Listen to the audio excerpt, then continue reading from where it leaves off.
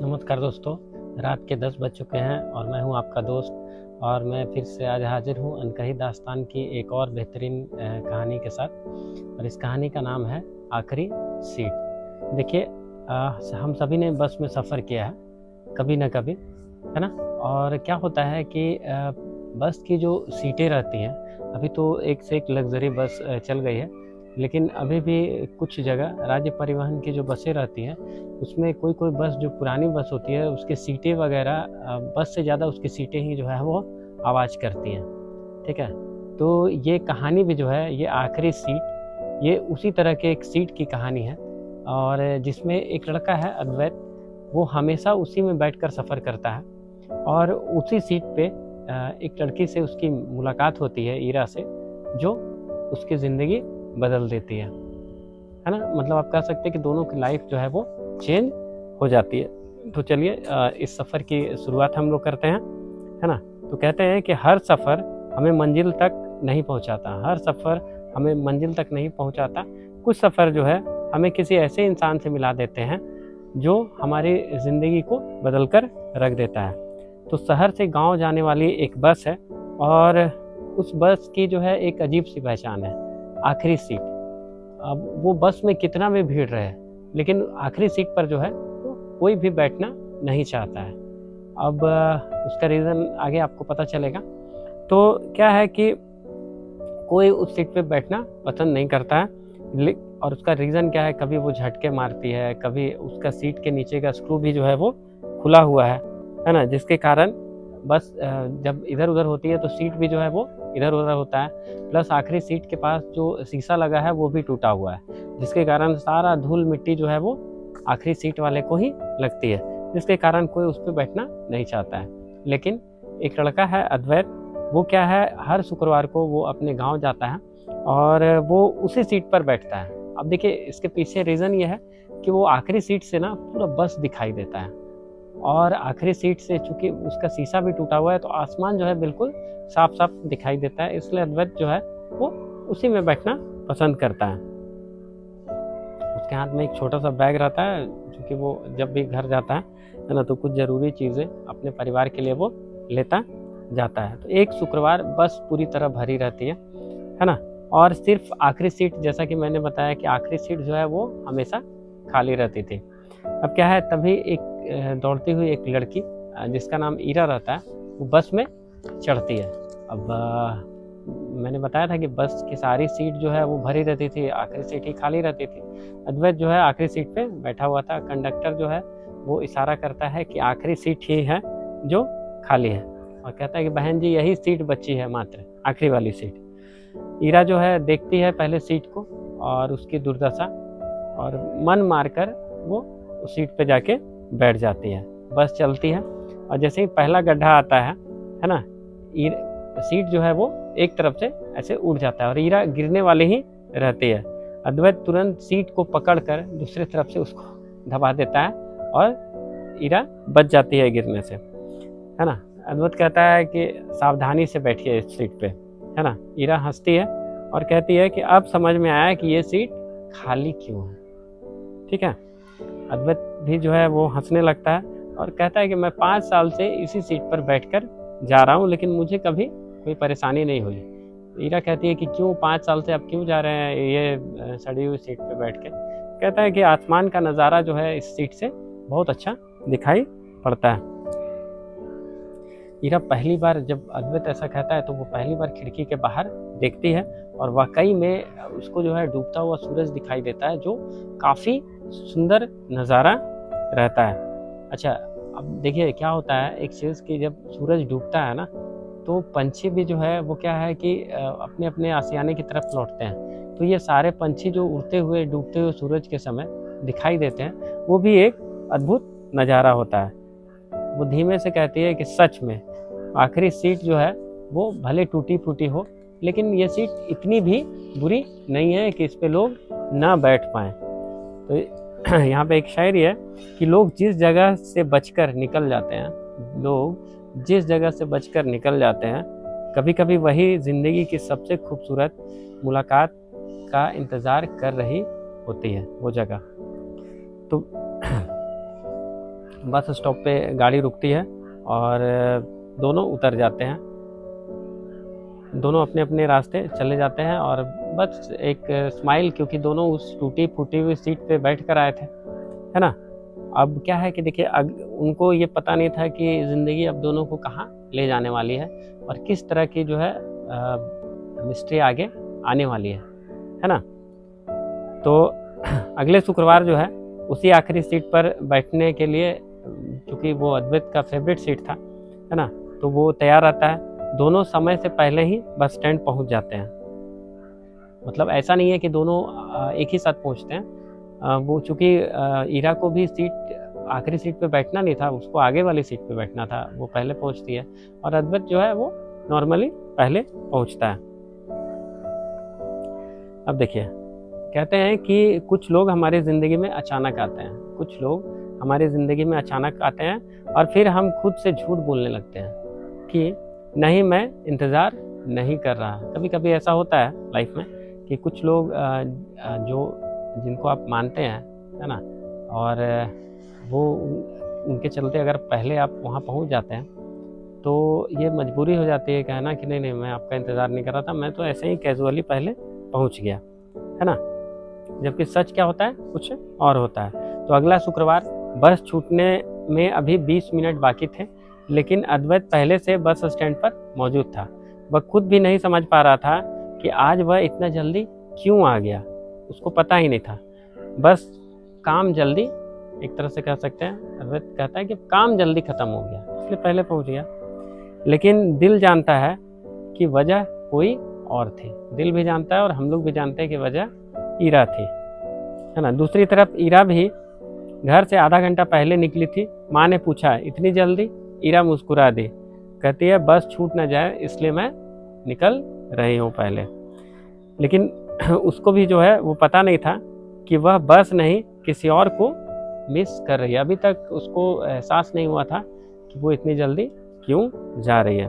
देखिए, जब बस आई तो दोनों की नज़रें एक साथ मिली और दोनों हंस पड़े, है ना। वो पिछली वाली मुलाकात, वो टूटा हुआ सीट को याद करके।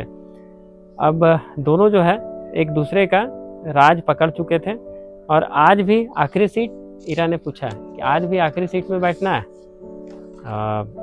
अद्वैत ने कहा बिल्कुल, है ना। अद्वैत बोला, अब तो ये सीट हमारी ही हो गई है ना, क्योंकि पहले तो मैं अकेले बैठ रहा था, अब तो आप भी बैठ रहे हैं साथ में, तो ये सीट जो है वो हमारी हो गई है। दोनों वहीं जाकर उस टूटी हुई सीट पे जाकर बैठ जाते हैं। रास्ता भर जो है बातें होती रहती है और इस बार नाम से आगे की बातें, मतलब जैसे hi I am Ira, hi I am Advait, है ना, तो उससे आगे की बातें होती रहती है। जैसे बच्चों को गाना सिखाना, खेलना, मैंने बचपन में क्या किया, तरह तरह की बातें। जब दोनों मिलते हैं तो तरह तरह की बातें जो है वो होती रहती है। जैसे अद्वैत बोलता है कि मैं अपने गांव में खेती वगैरह करता हूँ, है ना। अब क्या है कि लेकिन खेती वो छोटे मोटे नहीं, बड़े पैमाने पर जो है वो खेती करता था। अच्छा, गांव के बच्चे के लिए वो हर रविवार को अद्वैत जो है वो मुफ्त ट्यूशन पढ़ाता था बच्चों को। तो ईरा हैरानी से पूछती है कि तुम इसके पैसे नहीं लेते हैं ट्यूशन पढ़ाने के? अद्वैत मुस्कुराता है, कहता है कि ज्ञान बेचने के लिए जो है, ज्ञान को बेचने के लिए, है ना, चीज़ नहीं, मतलब ठीक नहीं लगता मुझे कि ज्ञान को जैसी जो चीज़ है उसको बांटने के लिए पैसे लेना ठीक नहीं लगता। हीरा जो है उसको कुछ पल देखती रहती है और उसको महसूस होता है कि ये लड़का जो है बाकी लड़कों से अलग है। देखिए, एक शायरी है कि सुंदर चेहरा देखकर मोहब्बत हो सकती है, सुंदर चेहरा देखकर मोहब्बत हो सकती है, लेकिन किसी की सोच देखकर इज्जत पैदा होती है, और जहाँ इज्जत आ जाए वहीं से सच्चा रिश्ता शुरू होता है। तो देखिए, अब हर शुक्रवार दोनों की मुलाकात होने लगती है। हर शुक्रवार को वो भी आती है, ये भी आता है, अद्वैत भी आता है, हीरा भी आती है, और दोनों की मुलाकात हर शुक्रवार को होती रहती है। और धीरे धीरे ये बस का जो सफ़र है वो तो रहता ही है, इससे बाहर भी लोग वो दोनों मिलने लगते हैं, इसके बाहर भी बातें उन लोगों में होने लगती है, ठीक है। लेकिन कितनी अजीब बात है कि अभी तक दोनों ने एक दूसरे से प्रेम का जिक्र जो है वो नहीं किया था, है ना।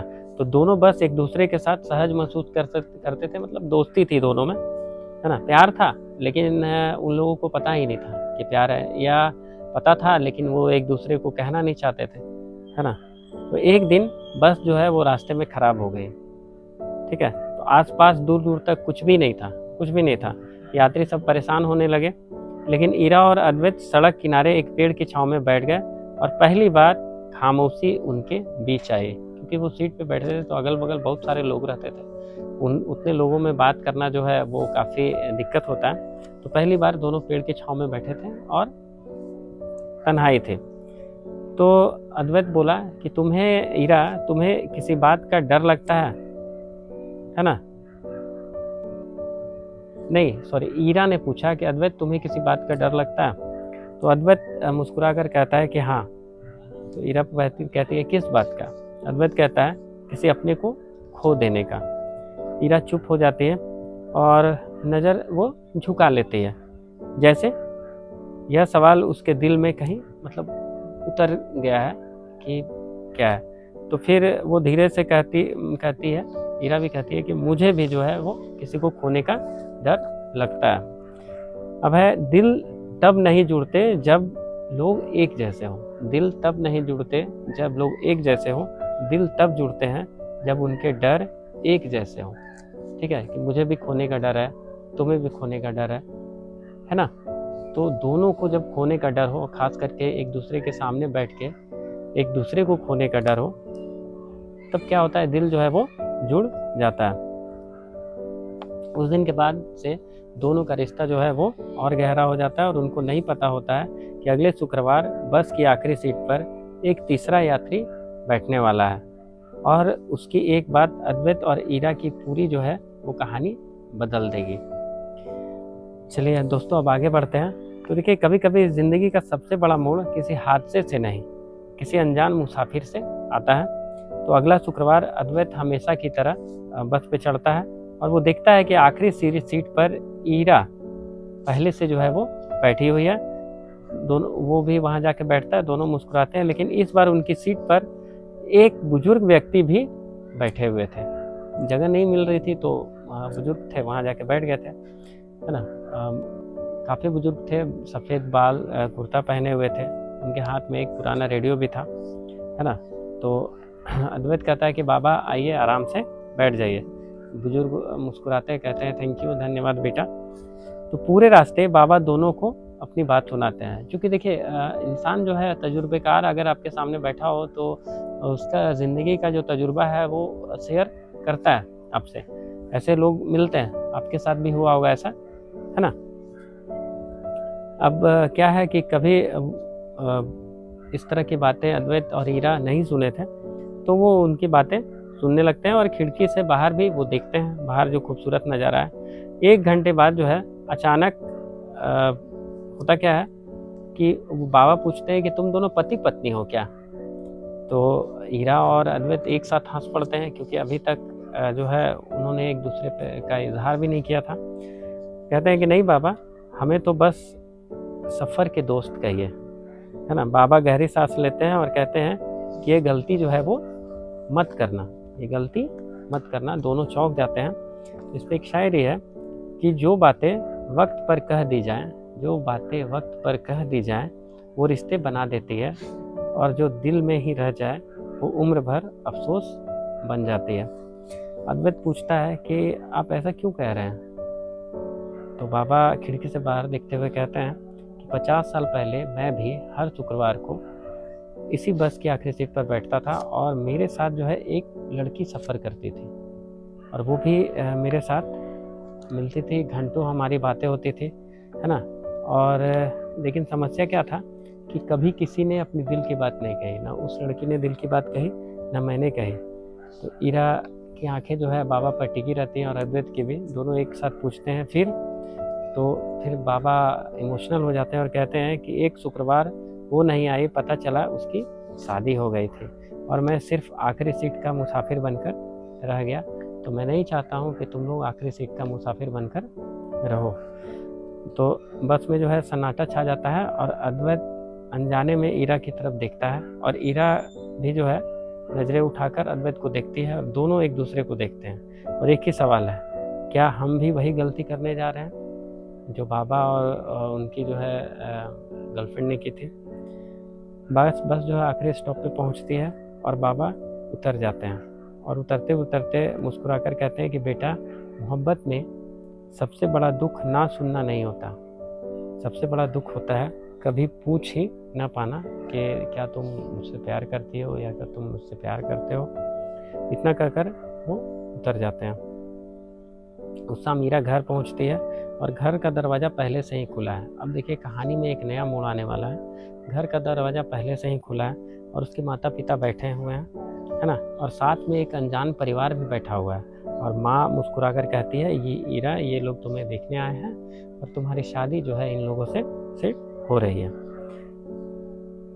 ईरा चूँकि मुस्कुराते हुए घर में घुसती है और जैसे ही उसको पता चलता है ये चीज़, तो उसके चेहरे से मुस्कान जो है वो गायब हो जाती है। और उसी समय दूर अपने गांव में अद्वैत अपने आंगन में बैठा अगले शुक्रवार की सफ़र की कल्पना कर रहा है। उसको नहीं पता है कि शायद अगला शुक्रवार आखिरी सीट पर सिर्फ वह अकेला ही बैठकर जाएगा।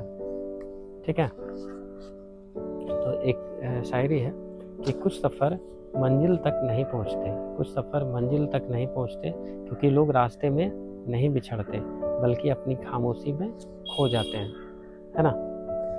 तो दोस्तों, कभी कभी ज़िंदगी हमें सिर्फ एक दिन देती है और जिस दिन लिया गया फैसला पूरी उम्र जो है वो, उस दिन लिया गया फैसला पूरी उम्र लिख देता है। तो शुक्रवार के सुबह 8 बजे अद्वैत हमेशा की तरह बस में चढ़ता है और उसकी नज़रें जो है आखिरी सीट पर जाती हैं, लेकिन आज वह सीट खाली है। बस चल पड़ती है। हर स्टॉप उसे लगता है कि इस स्टॉप पे ईरा चढ़ेगी, उस स्टॉप पे ईरा चढ़ेगी, लेकिन वो किसी स्टॉप पे नहीं चढ़ती है।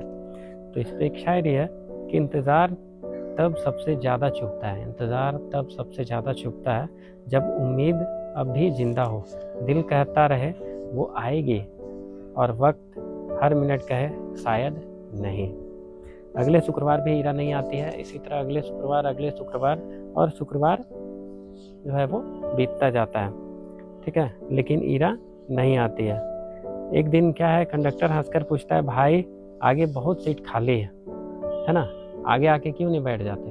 तो अद्वैत मुस्कुराकर कहता है कि कुछ सीटें आदत बन जाती हैं। भले ईरा नहीं आ रही है, लेकिन क्या है कि मेरी आदत हो गई है इस सीट पर बैठने की।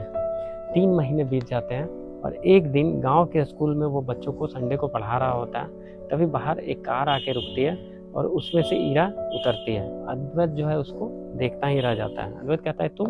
ईरा कहती है, मुझे तुमसे बात करनी है।